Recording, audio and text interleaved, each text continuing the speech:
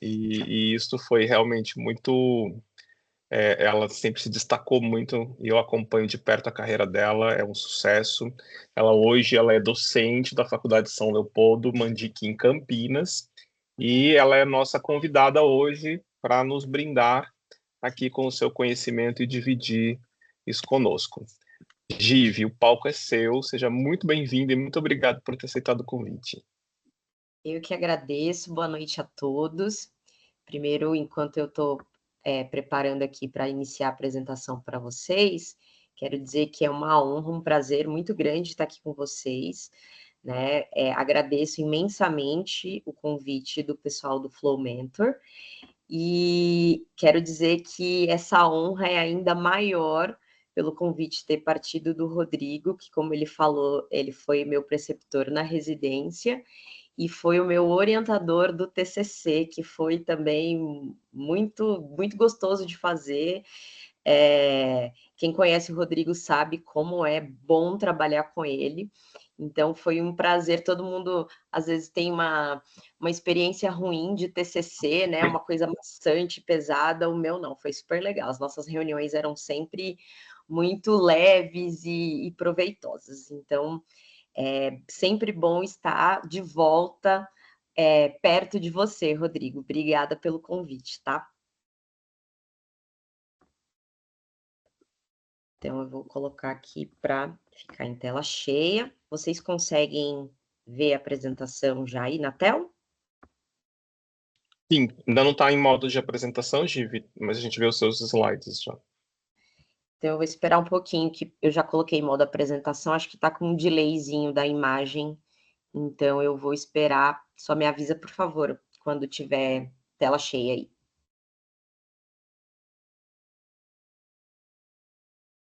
Aqui para mim continua ainda.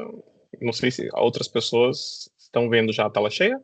Às vezes pode ser aqui a minha internet também. Mariane, tá vendo a tela cheia? Ainda não, não tá a tela cheia. Ainda não? Ó, eu passei o slide num... Não, aqui pra gente não passou, não. Talvez descompartilhar, compartilhar. Pode falar mais. Eu pensei nisso também, tentar novamente. Então, vamos lá, vamos começar de novo aqui.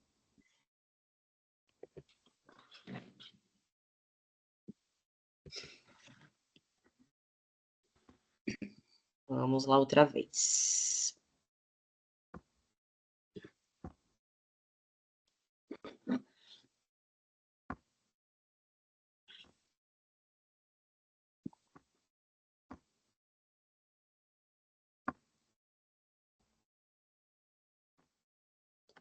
E agora foi?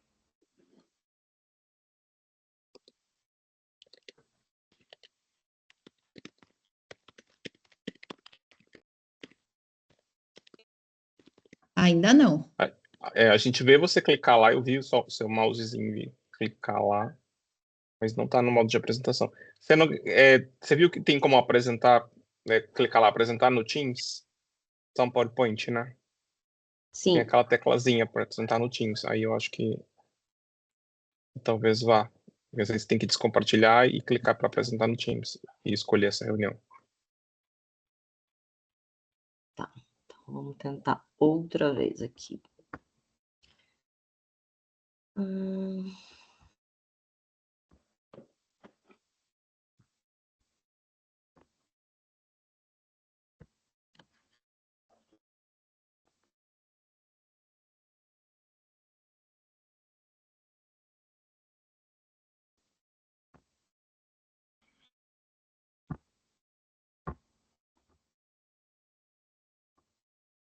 Pronto. Vamos ver aqui se agora vai.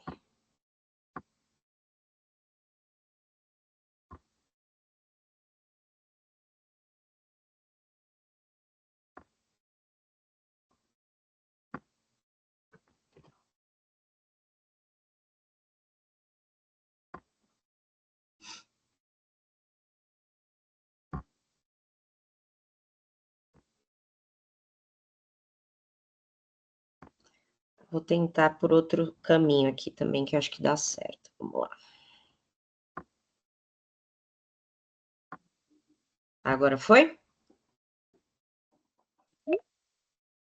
Agora sim. Então, ótimo. Mudei aqui o caminho.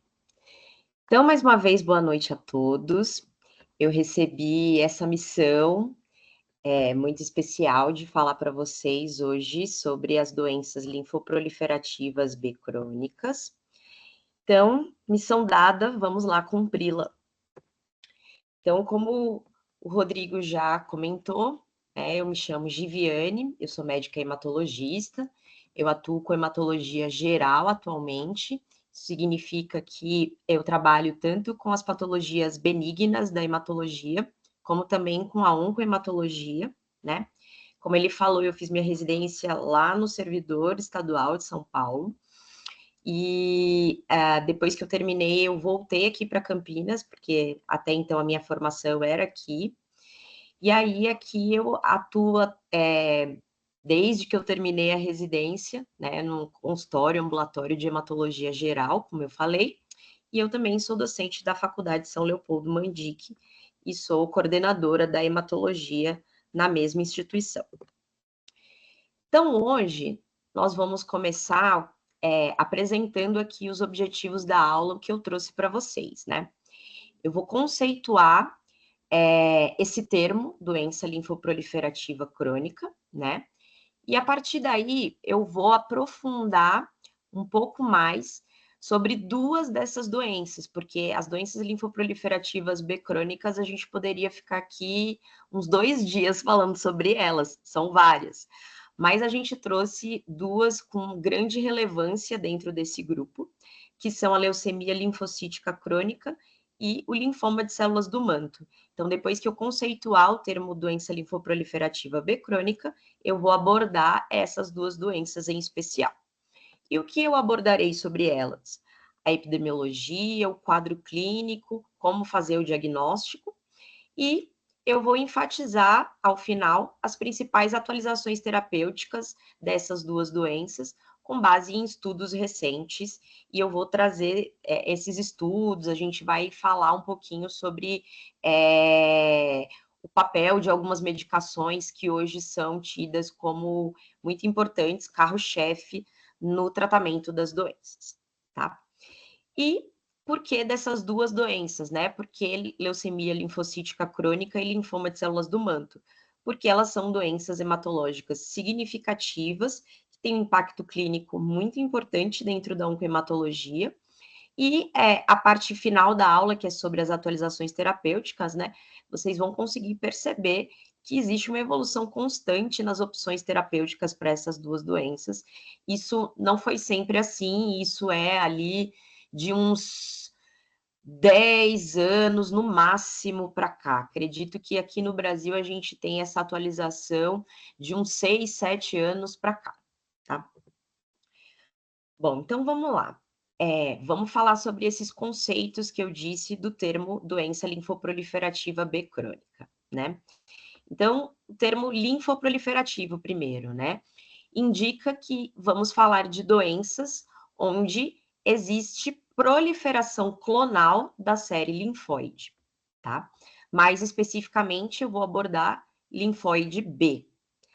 E as doenças crônicas em oncohematologia nos dão uma ideia de que essa doença, essa proliferação clonal, ela acontece acumulando células maduras, né? Geralmente o mecanismo que leva a esse acúmulo é perda da capacidade de apoptose dessa célula, e é muito importante entender que nas doenças crônicas da oncohematologia é irrelevante o acúmulo de células imaturas.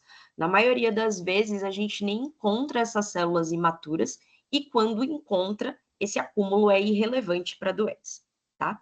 E como eu já mencionei, eu vou focar na LLC e no linfoma de células do manto. Vocês vão ver que a partir de agora eu vou trazer algumas informações sobre a LLC, depois sobre o manto, e depois eu vou comparar as duas doenças, tá? Então, o que é a LLC? É uma leucemia, né? Uma neoplasia que começa na medula óssea, né? E esse câncer, ele é caracterizado pela proliferação clonal de linfócitos B maduros, como eu já mostrei lá na definição dos termos, tá?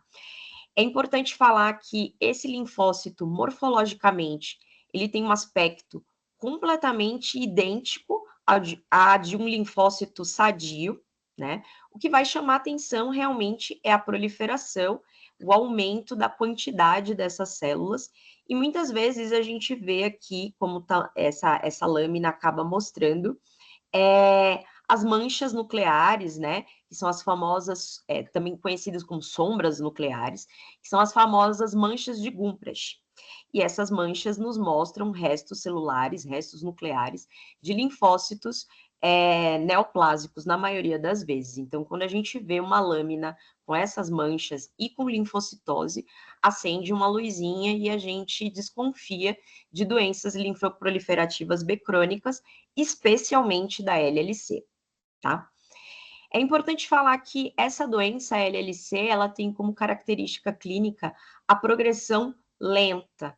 Ela é uma doença bastante indolente, de modo que vocês vão ver daqui a pouquinho que é muito frequente que do diagnóstico até o início do tratamento passem ali meses e às vezes anos. Por ela ser muito lenta, não tem diferença iniciar o tratamento ao diagnóstico ou aguardar o paciente ter sintomas para iniciar esse tratamento. Não muda a sobrevida da doença.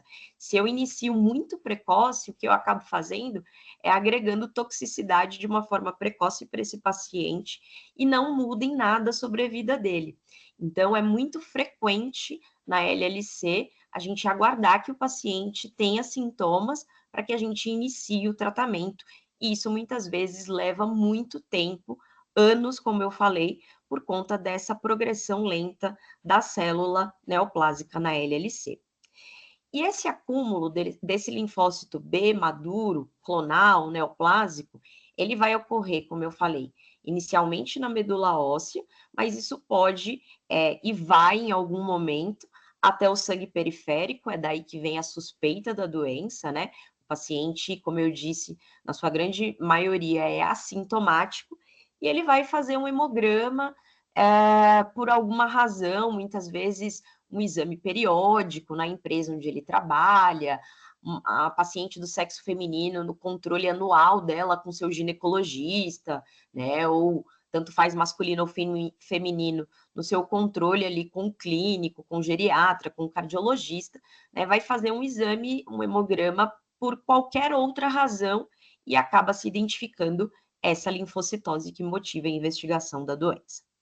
Mas a gente também pode, além de encontrar esse linfócito doente na medula e no sangue periférico, a gente pode verificar também que outros órgãos linfóides também podem sofrer com o acúmulo desses linfócitos, como, por exemplo, linfonodos, baço, fígado, tá?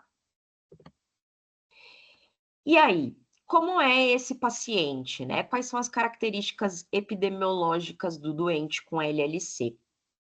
Então, a gente vê que é uma doença que, dentre as neoplasias hematológicas, ela é uma das mais comuns.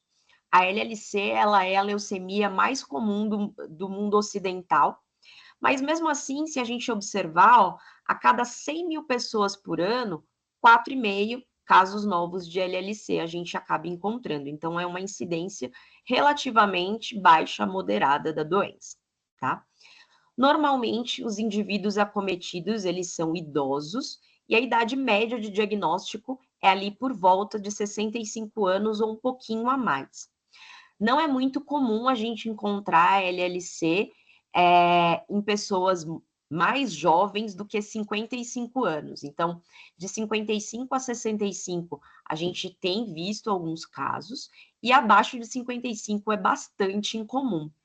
Claro que às vezes, a gente encontra pacientes que fogem a essa regra, né? Isso não é uma coisa estática, afinal de contas, tem um professor meu que sempre fala assim, que medicina não é matemática. Então, obviamente, às vezes a gente acaba vendo uma pessoa que foge a essa faixa etária, mas isso não é o comum, não é o esperado. né? Eu tenho uma paciente no meu consultório que ela está agora com 38 anos e o diagnóstico de LLC foi aos 34, tá? Mas ela é uma no meio de vários outros que eu tenho com idade acima de 60 anos, principalmente de 65 anos para frente, tá? E extremamente rara em crianças, tá?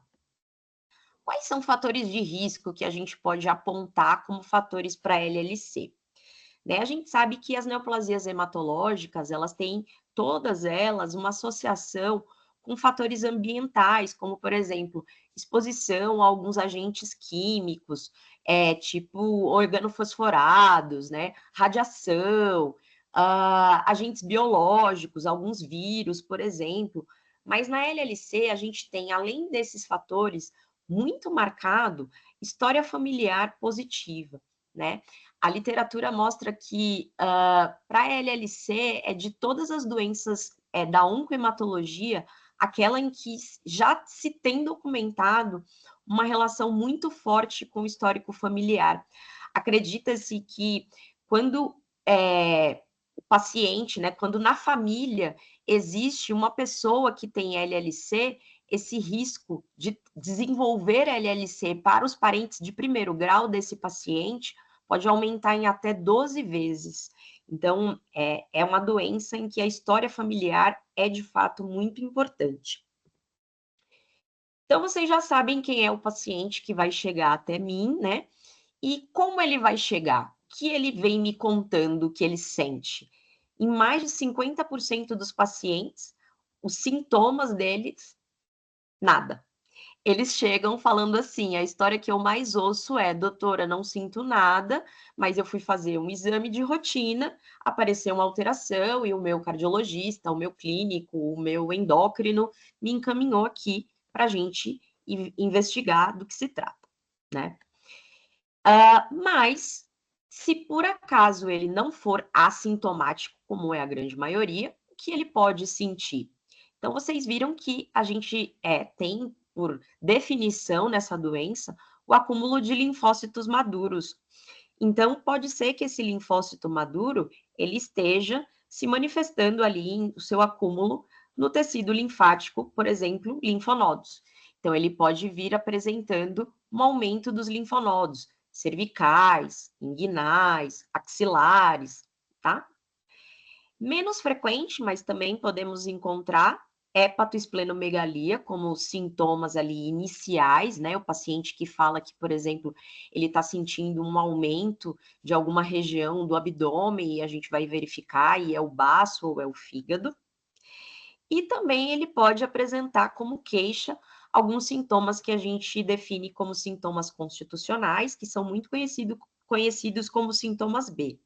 Então, fadiga, cansaço, febre, que geralmente é mais vespertina, noturna, perda de peso significativa, né? Sem estar fazendo dieta, sem estar fazendo nenhuma mudança para que essa perda de fato aconteça, né? Uma perda não intencional, tá? E aí, diante desse paciente que assintomático ou com algum sintoma, por exemplo, esses aqui, que me foi encaminhado por uma alteração do hemograma, né? Então, aqui, ó, eu vou suspeitar desse quadro clínico mais um hemograma com linfocitose.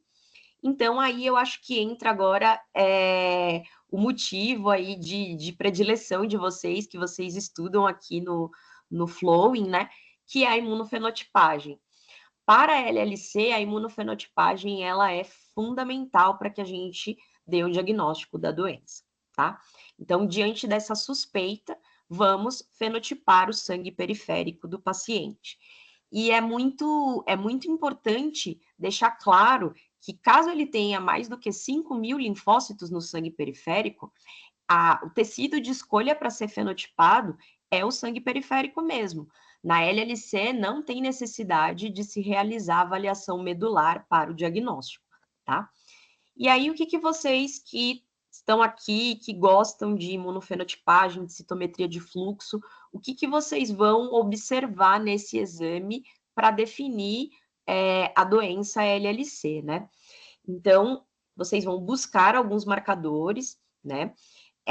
Existem alguns marcadores extremamente importantes, né? Vocês têm scores que vocês vão aplicar para identificar os marcadores positivos e negativos, mas acho que é válido principalmente comentar o CD19 e o CD5 e o CD23, né? É muito, toda vez que a gente vai ler a respeito de citometria na LLC, sempre vem ali uma doença, CD5 positivo, CD23 positivo, tá? Esses são 2 marcadores muito importantes e presentes na LLC clássica, tá? Em relação a exames de imagem, por exemplo, tomografias, PET, a gente usa muito pouco. Vocês vão ver aqui, hoje, quando eu falar do linfoma de células do manto, e se vocês forem discutir outros linfomas alguma vez, né, que os exames de imagem, eles são bem importantes para o estadiamento da doença, né, para o mapeamento da extensão dessa neoplasia. Mas, na LLC, isso não é relevante. A gente acaba pedindo esses exames de imagem, muito mais até a tomografia do que o PET, se o paciente tiver alguma queixa que me faça pensar que pode ter linfonodos aumentados em cadeias profundas, e esse linfonodo pode estar comprimindo alguma estrutura. Por exemplo, se um paciente com LLC me falar que ele tem dor abdominal, né? Claro que eu vou realizar o exame físico do abdômen e tentar identificar pela palpação qual estrutura pode estar comprometida. Mas muitas vezes são cadeias extremamente profundas que a minha palpação, a palpação do médico, não é capaz de identificar com clareza o que está acontecendo. Então, aí nessa situação, a gente acaba lançando mão da solicitação de uma tomografia, por exemplo, da região do abdômen, para verificar se existe um conjunto de linfonodos crescidos ali, comprimindo alguma estrutura muscular, né, ou até mesmo outro órgão também, tá? Então, o mais importante exame para o diagnóstico da LLC é a citometria de fluxo, é a imunofenotipagem, identificando os marcadores clássicos CD5, CD23 na LLC típica. Bom, agora eu vou falar sobre os mesmos conceitos, os mesmos parâmetros que eu já mencionei até aqui da LLC, vou falar para o linfoma do manto, e aí após a gente vai fazer uma comparação entre as duas doenças, tá bom?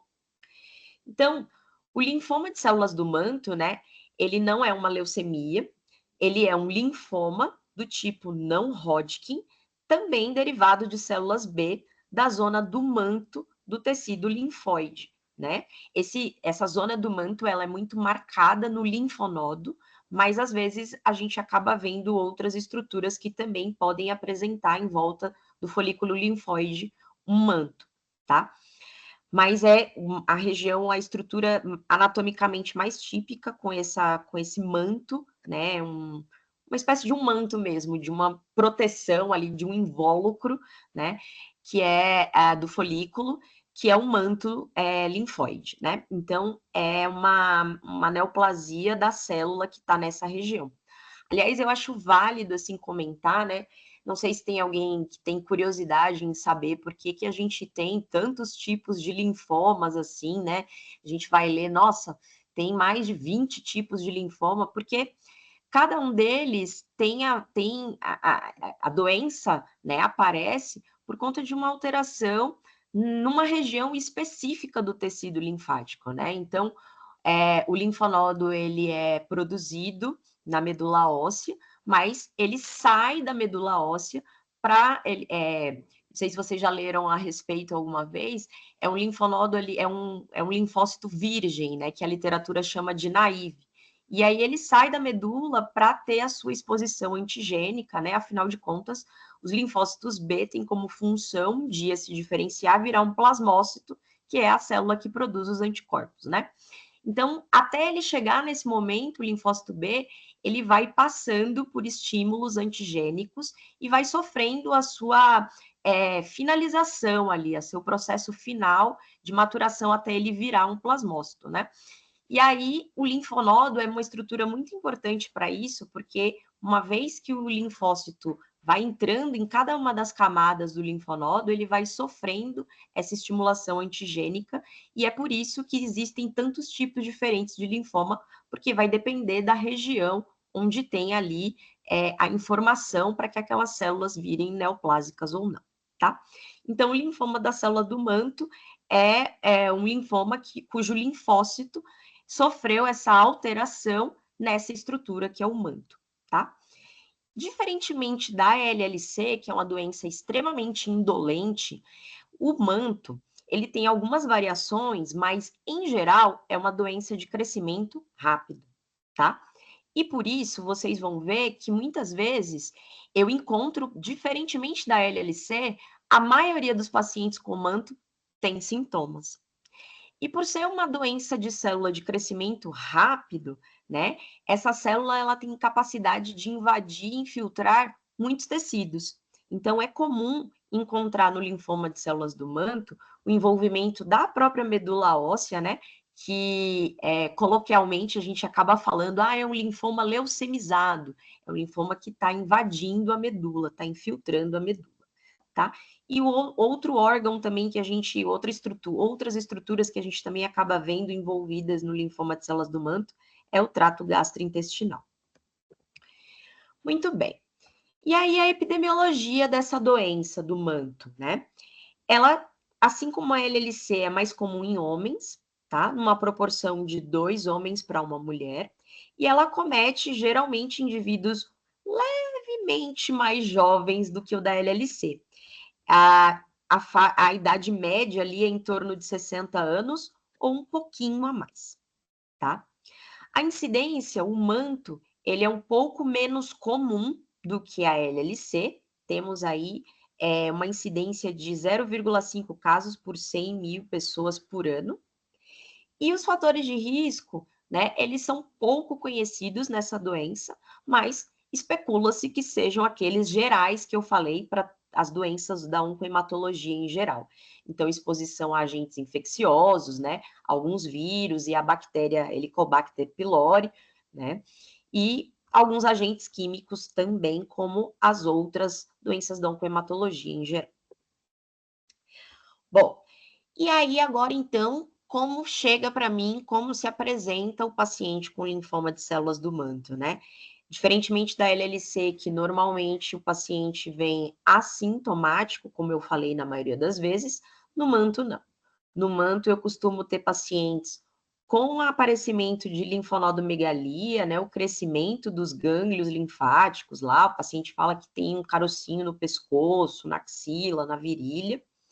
Os sintomas B, aqueles sintomas constitucionais que eu falei, são bem mais presentes aqui no linfoma de células do manto, a febre de característica vespertina ou noturna, a sudorese noturna, o paciente conta que ele precisa, às vezes, à noite, acordar para trocar a própria roupa ou a roupa de cama, que estão muito molhados de tanto suor, e a perda de peso importante e não intencional. E como é muito comum, como eu mencionei anteriormente, o envolvimento do trato gastrointestinal, né, sintomas do aparelho digestivo, como dor no estômago, enjoo, às vezes diarreia, dependendo da região, também podem aparecer aqui nesses casos de manto. E o diagnóstico, né? Então, como todos os linfomas, né, a gente vai dar preferência para analisar aquela estrutura que está ali mais acometida, né? Então, quando o paciente ele vem e refere que apareceu uma bola no pescoço, a gente vai tentar fazer a biópsia dessa região, tá? Então, se for fácil, né? Se não for um linfonodo que esteja envolvido por grandes vasos ou por estruturas muito nobres que talvez a cirurgia, a retirada desse linfonodo cause algum problema, né? Se não for esse caso, a gente vai sempre preferir a biópsia desse linfonodo.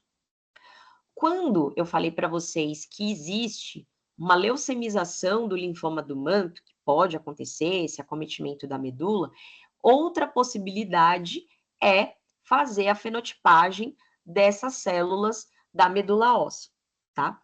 Assim como a LLC, o linfoma de células do manto, ele é CD5 positivo, mas ele não é CD23 positivo. Outros marcadores que chamam mais atenção, né, no caso do linfoma de células do manto, é a ciclina D1, que é muito típica e bastante específica do linfoma de células do manto, e também o CD20 é encontrado positivo. Agora, no linfoma de células do manto, diferente do que eu mencionei na LLC, os exames de imagem aí sim têm uma relevância muito grande, porque eles vão me ajudar a mapear a extensão desse câncer no paciente, né? São exames que me ajudam a fazer o estadiamento. Em especial, as tomografias, o PET e endoscopia digestiva, se o paciente tiver algum sintoma do aparelho digestivo, eu também posso lançar mão para que a gente verifique se existe a infiltração do linfoma no aparelho digestivo. Então, vamos lá. Vamos comparar um pouquinho agora as duas doenças, né? A LLC, como eu falei, é o tipo mais comum de leucemia em adultos no Ocidente. Ela acomete indivíduos acima de 60, a partir dos 65 anos, na sua maioria. A incidência é de aproximadamente 4,5 casos por 100 mil pessoas por ano. E dentre os fatores de risco, o que mais chama atenção é o histórico familiar. Ao passo que o linfoma de células do manto é um linfoma não Hodgkin B, ele acomete geralmente mais homens também, mas ele não é o linfoma não Hodgkin mais prevalente, né? Os linfomas não Hodgkins mais prevalentes são os difusos de grandes células B. O paciente normalmente acometido tem uma idade ali em torno de 60 anos, a incidência é de 0,5 casos por 100 mil habitantes por ano, e os fatores de risco não são muito claros, mas a gente especula também causas de mutações genéticas e exposição a produtos químicos, como eu falei. Em relação à classificação e estadiamento, né, na LLC vai ser muito importante a contagem de células B. Eu vou avaliar nesse hemograma que eu vou contar os linfócitos, né? Eu também posso avaliar se existe anemia e plaquetopenia, isso é importante para o estadiamento, e o exame físico. Então, o hemograma mais o exame físico que o médico realiza são as bases do estadiamento de Rai e Binet, que é o estadiamento clínico que a gente usa para mapear a extensão da LLC naquele paciente, tá? E na LLC, como eu falei, o diagnóstico vai sair pela imunofenotipagem, que na grande maioria das vezes é do sangue periférico, porque se o paciente ele foi encaminhado porque ele tinha uma alteração de linfocitose no hemograma, é bem comum ele ter mais do que 5 mil linfócitos nesse hemograma inicial. E hoje, a gente tem alguns exames de citogenética e de biologia molecular que são capazes de me dar informações valiosas a respeito do prognóstico desse paciente mediante o tratamento.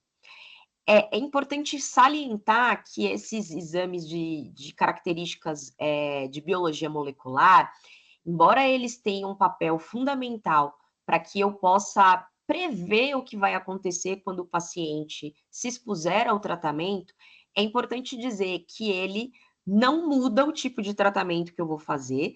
Talvez hoje, com as terapias mais específicas, eu selecione de forma mais precoce alguns agentes do que outros, quando eles têm alguma dessas alterações.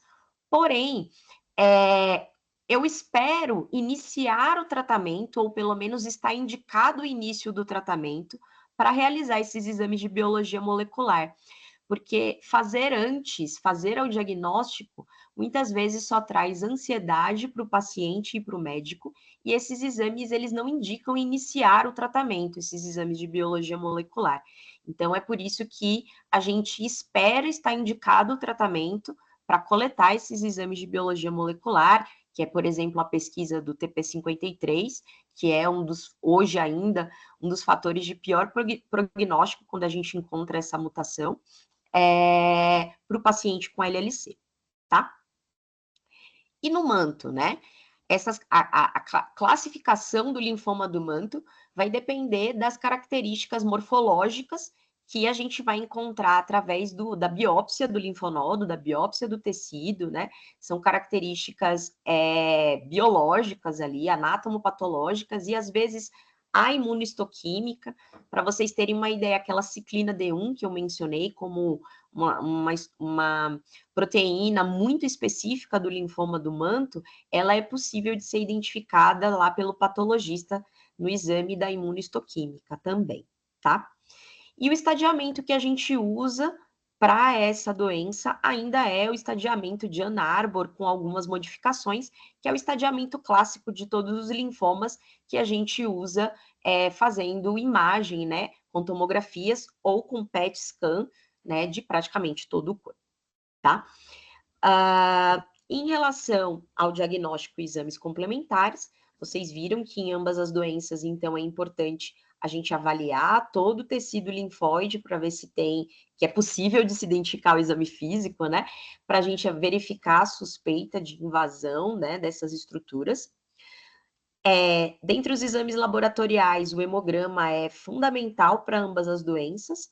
A imunofenotipagem do sangue periférico, eu me arrisco a dizer que ela é sempre feita ou deve sempre ser feita, tá? Para o diagnóstico, ela é essencial. A citogenética, ela vai ajudar muito a gente com fatores de prognóstico e assim como a detecção de certas mutações específicas. A avaliação da medula óssea, ela vai confirmar o diagnóstico, mas ela é dispensável na LLC, como eu falei, e para o manto faz parte do diagnóstico quando a doença está leucemizada ou do estadiamento, né, junto com os exames de imagem, tá? E os exames de imagem? Então, na LLC, vocês já viram que a gente vai usar quando o paciente tiver sintoma, mas no manto é fundamental para que a gente possa realizar esse estadiamento completo. Agora, a gente vai caminhar aqui para a parte final da aula, que é a parte que eu vou abordar o tratamento. Então, eu vou trazer das duas doenças aspectos gerais, como a gente estratifica, como a gente planeja esse tratamento, tá? E, por último, em cada doença, eu vou trazer o que tem de novo e as perspectivas futuras, tá bom? Então, a LLC é uma abordagem geral de como a gente traça, planeja o tratamento para o paciente.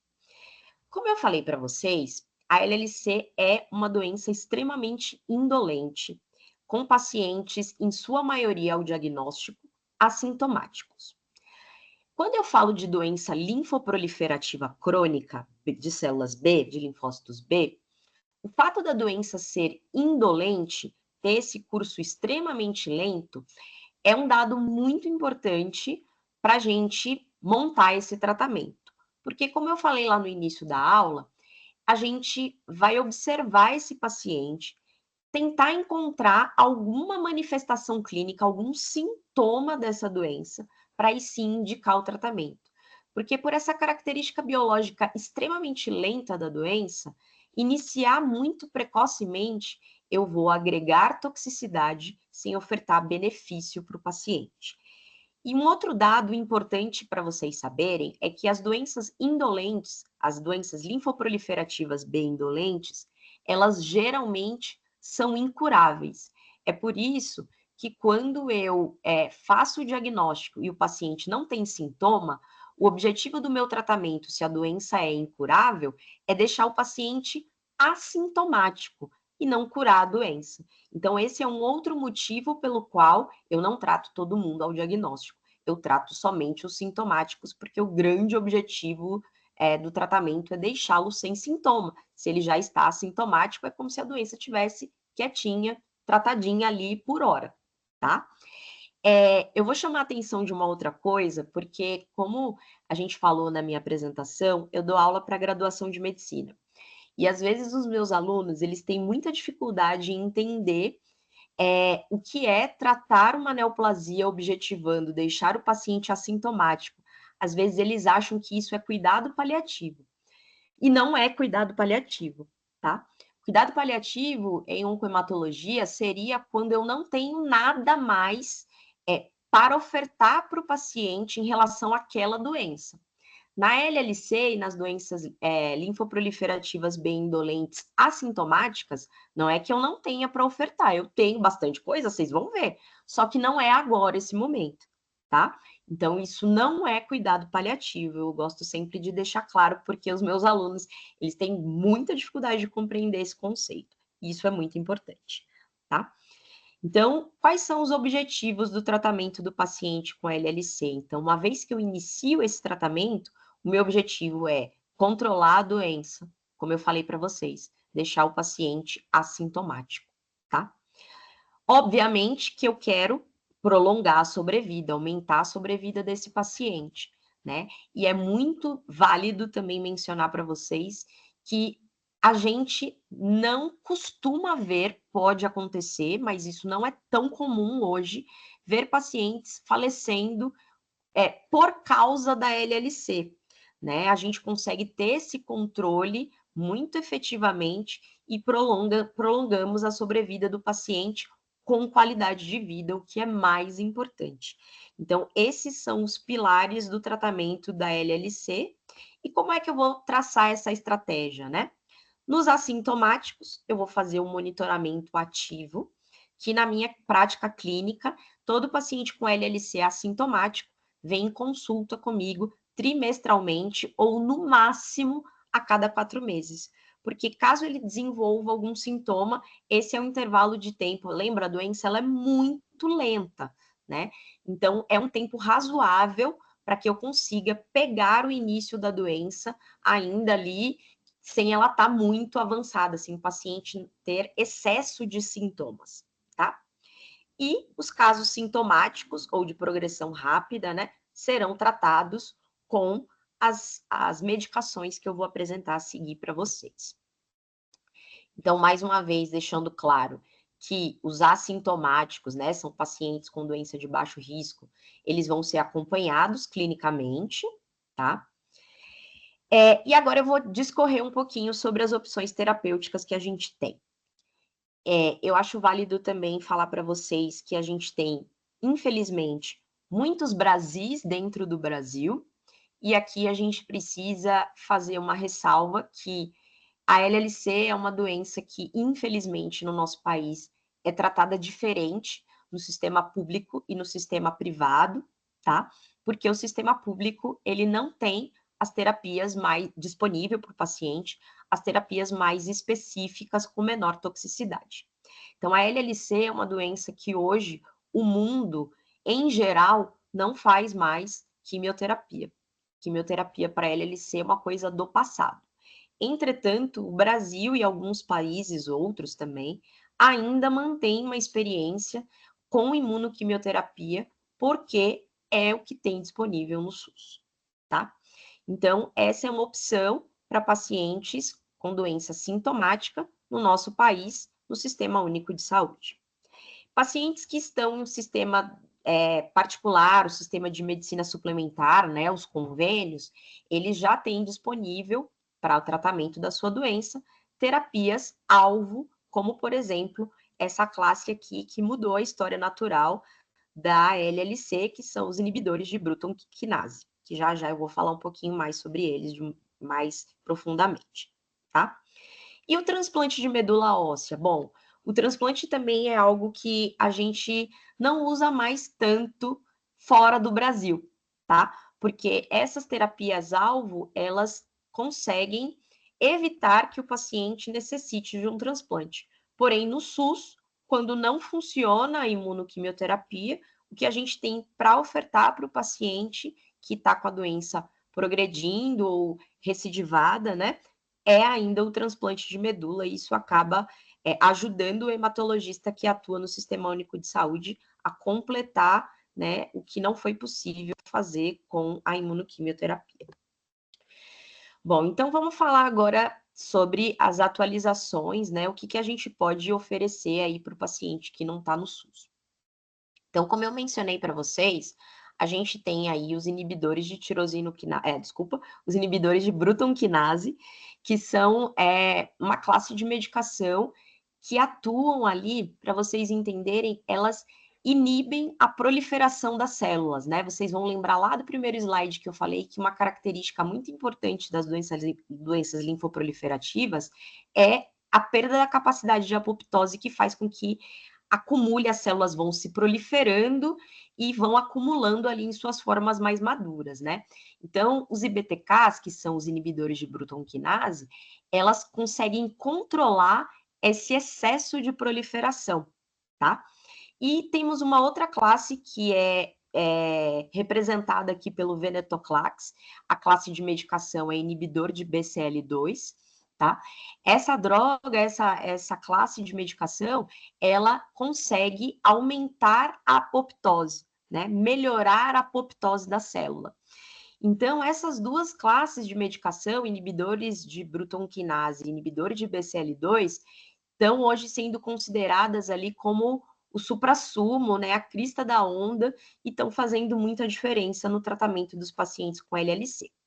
Então, por exemplo, para a LLC, o estudo Resonate, que foi o estudo que trouxe o ibrutinib para o mercado, o ibrutinib ele é o primeiro inibidor de Bruton quinase do mercado que ficou disponível tanto no Brasil quanto no mundo, né?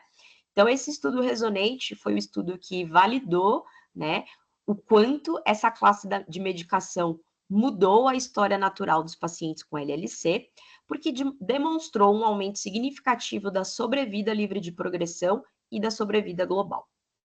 Só que o que aconteceu foi que fomos vendo que o ibrutinib, ele, na verdade, não é um efeito da medicação e sim da classe, né? O ibrutinib, ele é o pioneiro, como eu falei, então ele não é muito seletivo, né? E ele acaba envolvendo outras células que dependem dessa via.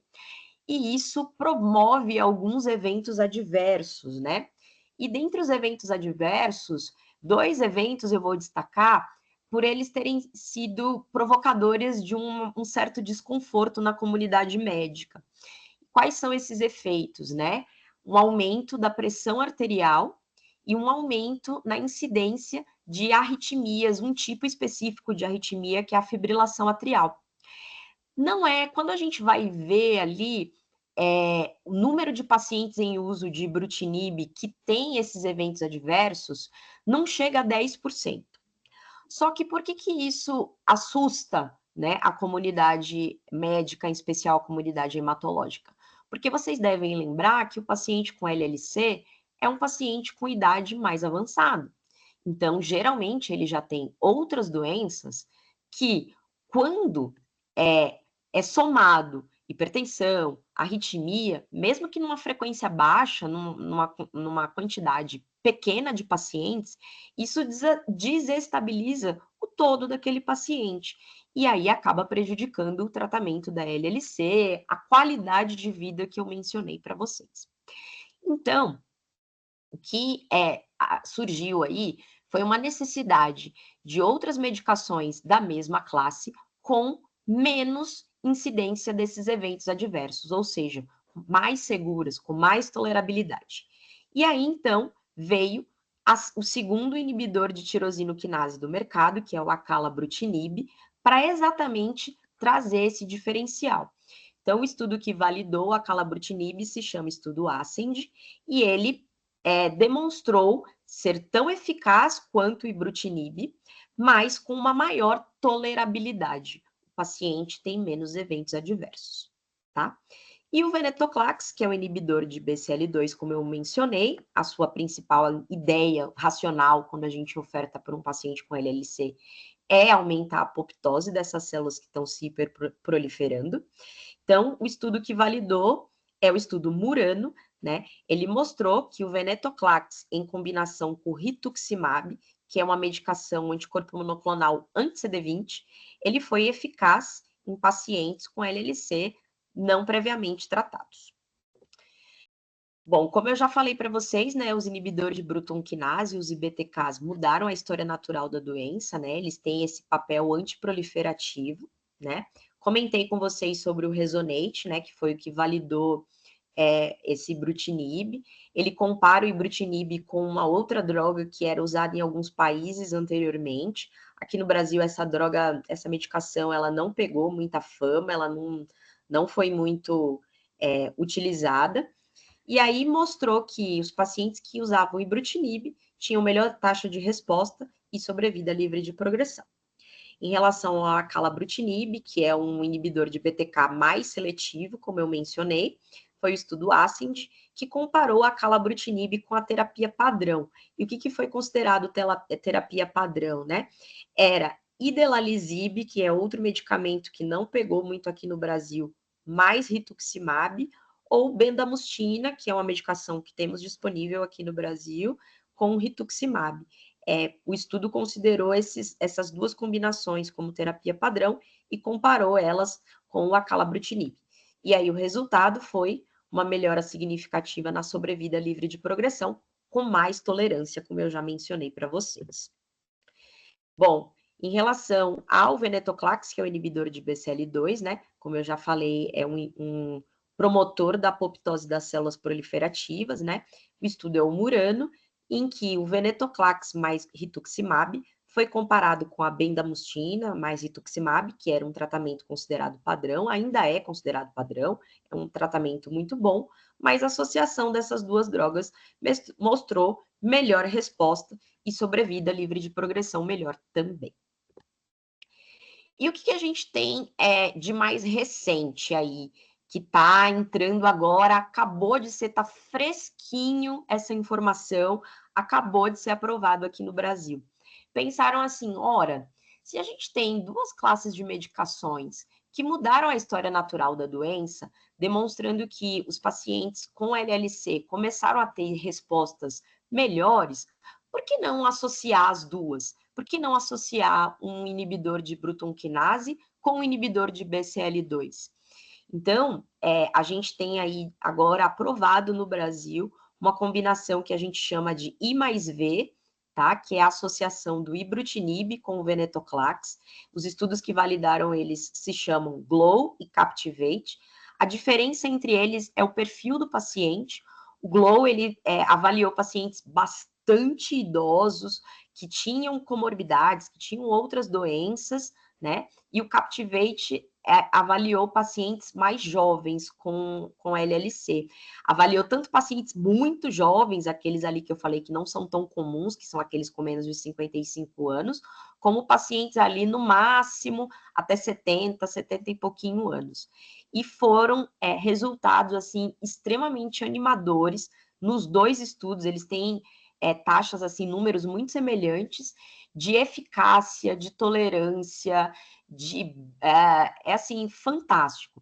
É importante falar que os inibidores de Bruton quinase, uma vez que a gente resolve usá-los, que a gente indica para o paciente, eles são uma terapia contínua. Então, o paciente vai usar ali para sempre, até que ele esteja respondendo. Mas, quando combinamos o inibidor de Bruton quinase, que no caso é o ibrutinib, com o venetoclax, a duração desse tratamento é de 1 ano apenas. E aí, isso é interessante para quem está custeando esse tratamento, né? Porque se eu tenho uma terapia que acaba, né? Obviamente é muito mais barato do que se eu mantiver esse paciente aí até ele ter resposta. Enquanto ele tiver resposta, ele vai usando, né? Então, isso chamou muito atenção e os estudos todos, tanto o GLOW como o Captivate, eles já estão com um follow-up de 4 anos, ou seja, 1 ano de uso e mais 3 anos. E os números, gente, são assim muito impressionantes mesmo. E lembrando que ambos os estudos, GLOW e Captivate, são para a primeira linha, aquele paciente que acabou de receber o diagnóstico e vai começar a tratar, tá? Quer dizer, que tem a indicação, claro, né? Ou seja, na LLC, estar sintomático, tá? E como eu falei, né, é uma doença que estimula muito que a gente tenha ciência ali por trás, pesquisa envolvida a todo momento. Já tem muitas outras moléculas aí em estudos sendo desenvolvidas, como essa molécula aqui que ainda não tem nome, que está aí sendo pesquisada. Em relação ao linfoma de células do manto, né, ela é uma doença que não é indolente, como eu falei. Então, a nossa ideia, o nosso racional é tratar o paciente já o diagnóstico, porque é uma doença que é rápida, tem uma proliferação intensa. Ou seja, a gente tem que ser muito ativo no seu tratamento, não dá para esperar, tá? Então, A ideia é reduzir a carga tumoral, diminuir essa doença, prolongando a sobrevida e melhorando a qualidade de vida também, tá? A gente tem algumas estratégias na primeira linha, que é aquele paciente virgem de tratamento, ainda é, no mundo, a opção mais utilizada, mesmo SUS no Brasil, sistema único e sistema privado, para essa doença ainda a base do tratamento é a imunoquimioterapia em primeira linha. Muitas vezes, por essa doença, ela ter esse perfil de uma doença de evolução rápida, né, de células que se multiplicam muito rapidamente. É interessante terapias de manutenção, que é aquela medicação que eu uso ali uma dosezinha baixa de forma contínua para que o paciente sustente a resposta dada pela imunoquimioterapia. E resgate, né, que infelizmente essa doença tem uma característica de recaídas frequentes. Então, quando eu trato o paciente recaído, eu chamo isso de resgate, tá? Então, essas são as estratégias para o manto. Como eu mencionei, a quimioterapia, a imunoquimioterapia é a base do tratamento, mas também existem terapias alvo, como os próprios inibidores de Bruton quinase. Porém, eles, no linfoma de células do manto, eles estão reservados aí, pelo menos até então, para os pacientes recaídos, tá? Para a segunda linha em diante. A imunoterapia, que são os anticorpos monoclonais, né, como o rituximab e o obinutuzumab, associados à quimioterapia, né? E o transplante de medula, quando não está disponível a terapia-alvo a partir da segunda linha, como no Sistema Único de Saúde, o transplante ele ainda é muito utilizado também. Então, os estudos, eles são parecidos, são braços daqueles mesmos que eu mencionei na LLC, né? O Resonate, ele tem um braço que chama Resonate 2, para validar o ibrutinib no tratamento do linfoma de células do manto, né? Ele mostrou que o ibrutinib, ele é eficaz, ele é muito resolutivo para pacientes em segunda linha ou mais, né? Que são aqueles já tratados previamente. O estudo Ascend, ele também tem um bracinho que mostra, valida o uso do acalabrutinib, né? Com eficácia, com boas respostas, tolerabilidade, para os pacientes com manto.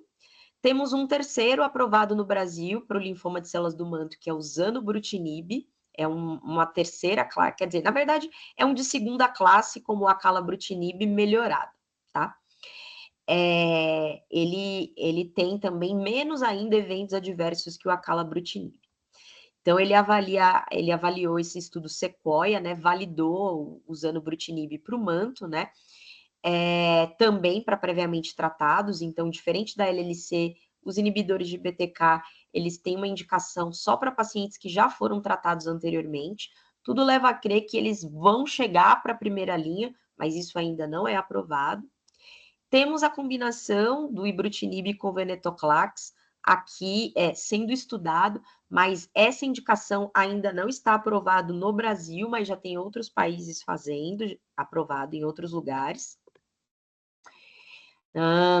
Outros estudos, né, que demonstram essas medicações com atualizações importantes, né? Estudo Ray, que mostrou melhor taxa de resposta e sobrevida de progressão para os pacientes que usaram ibrutinib versus quem usou essa medicação que também não pegou muito no Brasil, que é o Tensirolimo. Usando, né, com o estudo Sequoia, como eu mostrei para vocês, e outros estudos, como, por exemplo, esse Alpine, que é um estudo muito, muito, muito importante, porque é o primeiro estudo que compara inibidores de Bruton quinase de classes diferentes. Então, o zanubrutinib foi comparado com o pioneiro, com o ibrutinib, e mostrou o melhor perfil de segurança, né? É mais tolerado o zanubrutinib comparado com o ibrutinib, e a eficácia é a mesma entre os dois. Algo que está aí também sendo muito falado, acredito que vocês já devam ter escutado, que chegou finalmente aqui no Brasil, terapias com CAR-T-cell. Então, de uma forma bem resumida e simplificada, o que é o CAR-T-cell? Eu pego células T do meu paciente, com linfoma de células do manto, aqui nesse caso, e eu levo essas células para um laboratório, onde eu treino essas células para que elas voltem para o paciente um dia e elas são treinadas para atacar a célula tumoral e destruir essa célula tumoral. Então, eu modifico geneticamente em laboratório essas células para que elas voltem e tenham uma ação antitumoral, tá? No linfoma de células do manto, o estudo que valida o uso dos CAR-T-cell se chama ZUMA-2. Ele avalia o CAR-T-cell em pacientes com linfoma do manto recidivante e refratário. É importante falar que CAR-T-cell no Brasil ainda não é aprovado para nenhuma doença em primeira linha, é só para doenças recidivadas e refratárias, né? Demonstrando uma alta taxa de resposta e remissões duradouras. Aqui também eu quero fazer um comentário. Quando a gente vai ler a respeito dos CAR-T-cell, é extremamente sedutor, porque é uma terapia que tem um grau de eficácia e leva o paciente a uma resposta, assim, nunca vista dentro da hematologia. Realmente é muito impressionante, né? Pacientes ali, se você pensar aqui no manto, que são pacientes com a doença recidivada, refratária, que já trataram algumas vezes e não teve sucesso, e você conseguir taxas, assim, números expressivos, assim, acima de 90% de resposta, né? É extremamente sedutor. Porém, infelizmente, aqui no nosso Brasil, essa é uma terapia que, embora aprovada, ela não é para todo mundo. Por que ela não é para todo mundo? Porque vocês imaginam quanto deve ser o gasto de você separar essas células do paciente doente, treiná-las no laboratório com a modificação genética e devolver de volta para o paciente, mantendo a preservação dessas células, o controle de que está tudo dando certo. Isso aqui é um custo extremamente elevado. Chutando não, mas falando para vocês por baixo, é um tratamento que custa aí pelo menos $1 milhão. Então, vocês podem imaginar, num país como o nosso, que realmente isso não é uma realidade. E pelo que a gente vê aí, é algo que vai demorar ainda para ser uma realidade, até mesmo para pacientes que têm convênio, tá? Então, não é todo convênio que aprova isso, não é todo paciente que consegue. A gente torce para que ele consiga. Quando disponível, a gente indica, porque realmente os números são fantásticos, incríveis, nunca visto antes, tá? Mas quero chamar a atenção que não é algo que está ali disponível, acessível a todos, tá bom? Também para o manto a gente tem aí estudos, né, sendo desenvolvidos aí para a gente poder ter mais esperança e aguardar resultados de respostas melhores para os pacientes, né? Então, são estudos que combinam inibidores de Bruton quinase com imunoterapia, com anticorpos monoclonais e novos agentes biológicos também em combinação com a quimioterapia. Para encerrar, pessoal, então o que eu quero dizer para vocês é que essas duas doenças, elas são complexas, mas vocês viram que a gente já tivemos e estamos continuando a ter progresso na pesquisa, no tratamento dessas doenças, trazendo esperança para os pacientes.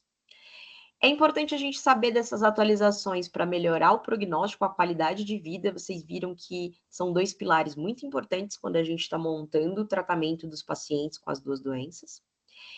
E aí é importante que a gente se mantenha atualizado com essas opções para ofertar o melhor para cada paciente. E como vocês devem ter imaginado pelo que eu apresentei para vocês, são duas doenças em que cada vez mais eu tenho que individualizar o tratamento. Eu olho muito para quem é o meu paciente, vejo que outras doenças ele tem, o que ele aguenta, o que ele não aguenta, ele é do SUS, ele é do sistema privado, qual é a idade dele, o que eu vou precisar ter ali como plano B se não der certo. Então, isso é muito caso a caso, como está escrito aqui, né? E a gente considera ali as características da doença e do doente sempre. Quero que vocês levem daqui, né? Que a gente tem duas classes aí que demonstram na LLC uma mudança na história natural da doença, né? São avanços, assim, realmente significativos. e que a gente entendeu, a gente está entendendo isso em toda a oncohematologia, que quando a gente combina medicações, a gente tem resultados melhores, porque a gente agrega mecanismos de ação diferentes e sinérgicos, tá? No manto, né, os inibidores de BTK, eles hoje são fundamentais no manejo. Aqui no Brasil, eles estão aprovados a partir da segunda linha, mas existe aí uma perspectiva de um futuro próximo que eles venham para terapias mais precoces, ou seja, para a primeira linha. E essa perspectiva da gente poder ter mais pacientes com acesso a carticel. Será que esse carticel vai mudar a história natural da doença? Os estudos falam que sim, mas vamos ver isso aplicado na prática, certo? Eu agradeço a todos pela atenção, esses aqui são meus contatos, se alguém precisar de alguma coisa, fico à disposição, pessoal. Muito obrigada, viu? Sensacional, Giviane, sensacional. Muito obrigado aí por esse passeio aqui pelas doenças linfoproliferativas crônicas B, com foco na LLC e no manto.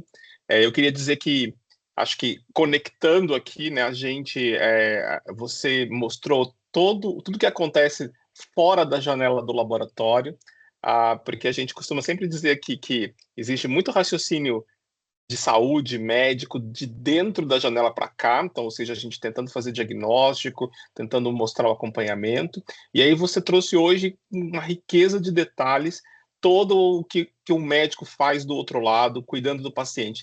E a gente pensando aqui, porque por citometria de fluxo para imunofenotipagem, como você mesma mostrou, fundamental para o diagnóstico, mas não só para o diagnóstico, mas também para o acompanhamento.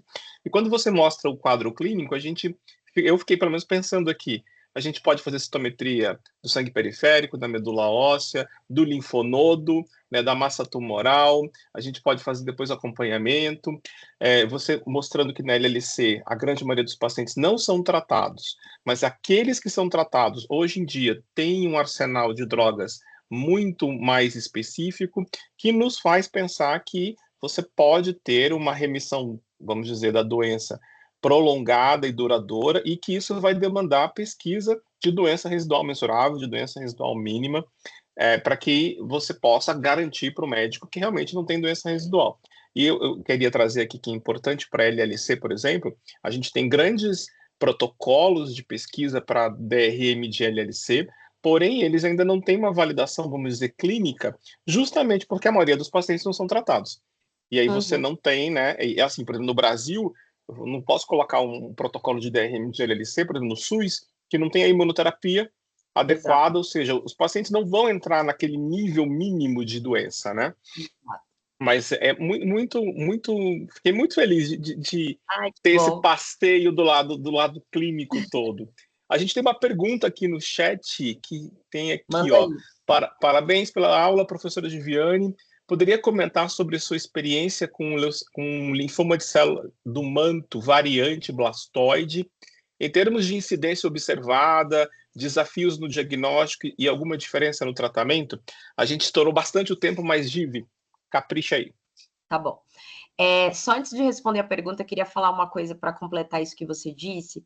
Eu não mencionei na aula, mas naquela combinação de tratamento para LLC que eu mostrei por último, que acabou de ser aprovado no Brasil, que é o I+V, um dos dados muito impressionantes dos estudos que validaram esse protocolo é que a gente consegue atingir doença residual mínima já com poucos meses de tratamento, e essa doença residual mínima ela é sustentada mesmo 3 anos, 2, 3 anos após o fim do tratamento, né?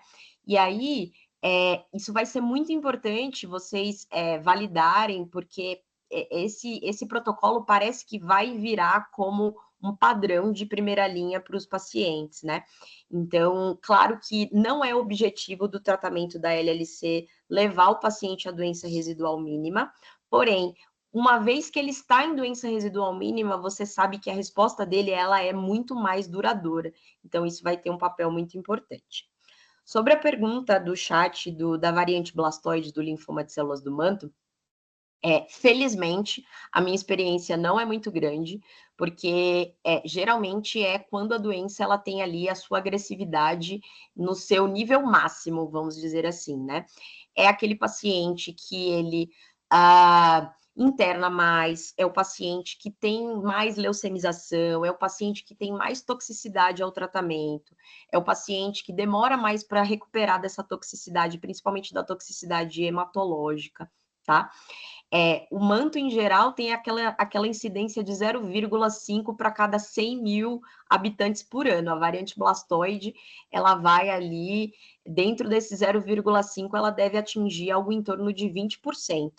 Então, assim, até hoje eu tive um paciente com variante blastoide e ele não teve um prognóstico muito bom por conta desse perfil agressivo da doença, tá? Ele acabou falecendo rapidamente.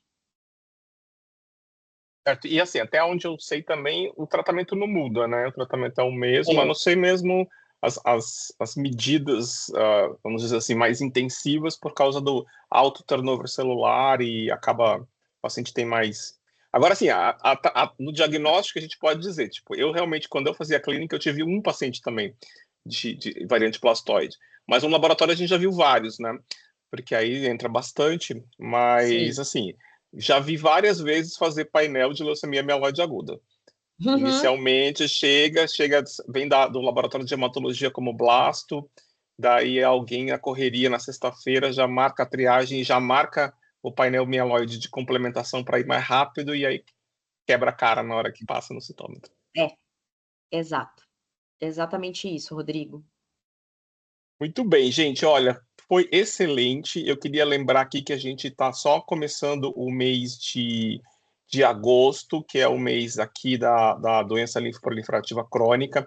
Na semana que vem, a gente tem a atividade do quiz. Tem também, na última semana, a gente tem para o grupo de membros a Mariane Moss falando sobre doença linfoproliferativa, focada já mais na parte técnica laboratorial. E a gente tem o mapa mental também na semana que vem. Certo?